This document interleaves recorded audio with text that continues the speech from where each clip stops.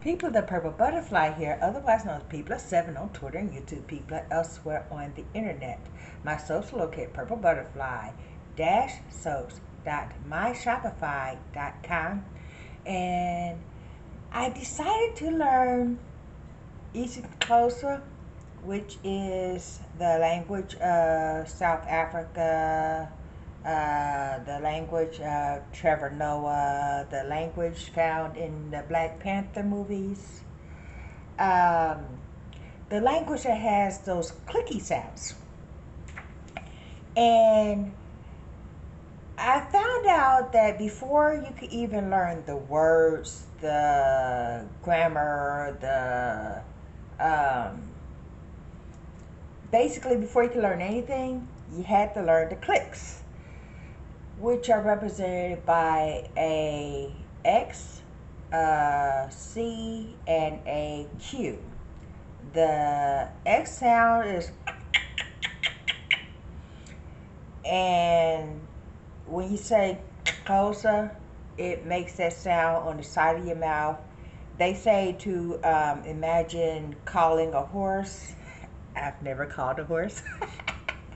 So that made it more difficult to learn, but it's that sound. And then the C is from the roof of the tongue, and the Q sounds like you have to take your teeth, put it at the top of your tongue, and slap it down to the bottom. It makes that sound. And I've been practicing and using, several passages, words, phrases, and I've learned two things. One, it's real hard to make a click sound with no teeth, so I have to make sure that my dentures are really glued down.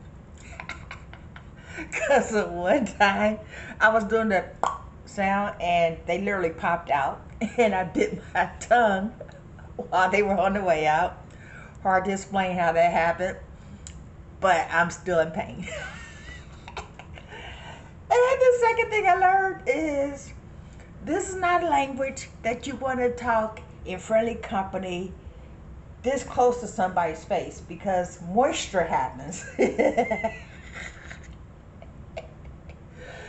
I'm not sure how they're doing it without spraying people, but I'm still practicing and getting my tongue to make the sound. So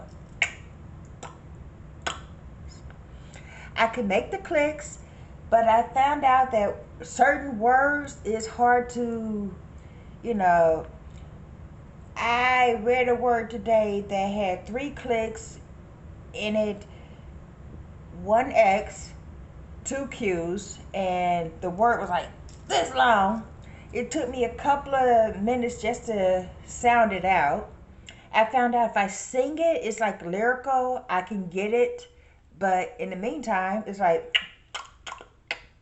and yeah, the clicks are coming along. I'm having a little trouble with the Q's, not the Q, the X sound. Like, is it closer? See, I can do it that way. But when I just try to go, it sometimes loses something in translation. And sometimes my mouth is too dry and I can't do it. So have to have water, to moisturize. Drink some water and you can save the sound. And then that's when moisture happens. Especially when you're doing a Q sound, which, you know. So, yeah, I'm practicing that, but I also figured out something. Okay, people that speak Zulu can understand people that speak Xhosa. People that speak Xhosa also understand people that speak Zulu, even though technically they're two different languages. And I was curious about why that was. And come to find out, one language is the root of the other language, and they split off and made two different groups. So I'm going to try to learn Zulu and Xhosa at the same time. They also have clicks. And if I learn the one click, then it shouldn't be too difficult to learn the other click, especially seeing how some of it is the same click, but it's probably represented by different letters.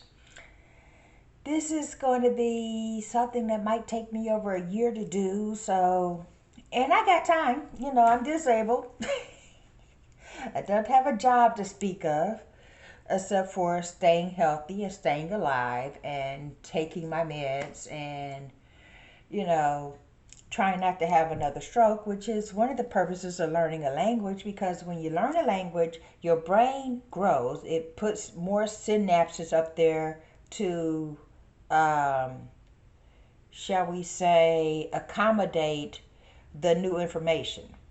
I mean, if you learn how to do something, you know, like I'm relearning knitting. Say for instance, I decide to learn crochet, your brain doesn't grow and, you know, make accommodation room. You just learn something new.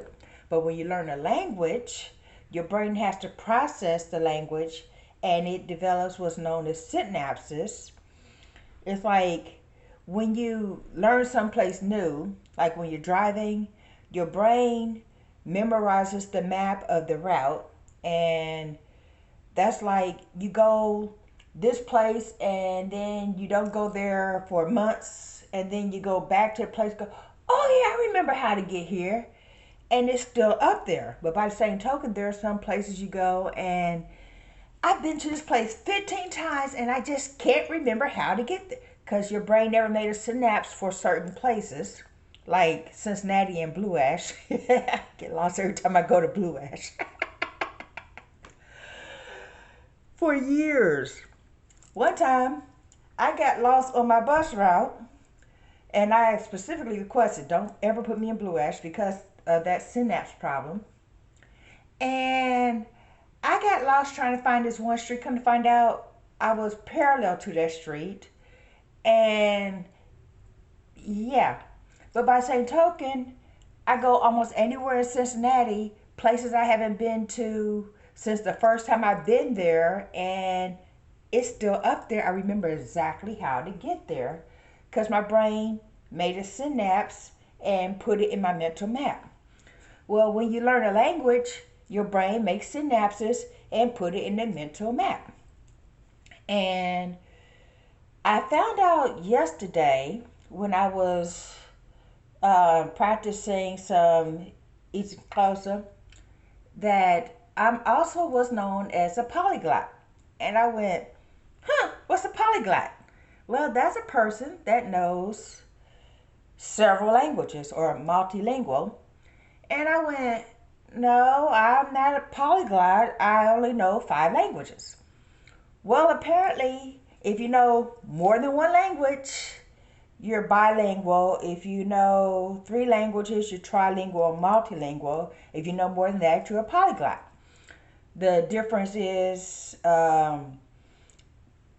people that are multilingual are considered to be multilingual. People that are polyglots are people that are passionate about the language and consume everything about the language, the books, the songs, the vocabulary, the phrases. They literally go all in on a particular language. Well, that's how I've learned the languages I know. I know English and bad English and proper English. I know American Sign Language. I know Je parle français très fluent, French. Espanol. The Spanish, though, I mean, it's in there, and me gusto Espanol, but there's some of that's been blocked out because of the stroke. When someone speaks to me in Spanish, I know what they said, I understand what they said, I can partially respond, but a lot of times I'll just respond to whatever they said in pure Spanish, in English if they know English. And I know some of that is a relearning thing because of the stroke, because it wiped out some of it. And I'm going to relearn that too. So let's see. English, sign language, French, Spanish, and now Xhosa. Or Xhosa.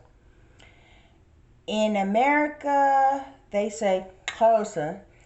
A native person from South Africa says Xhosa. So, yeah. And I learned that during the course of, you know, the studying of the words and all that. Right now I'm working on plurals and tenses because their tenses are different. I mean, we say run and running, ran, you know, they would say run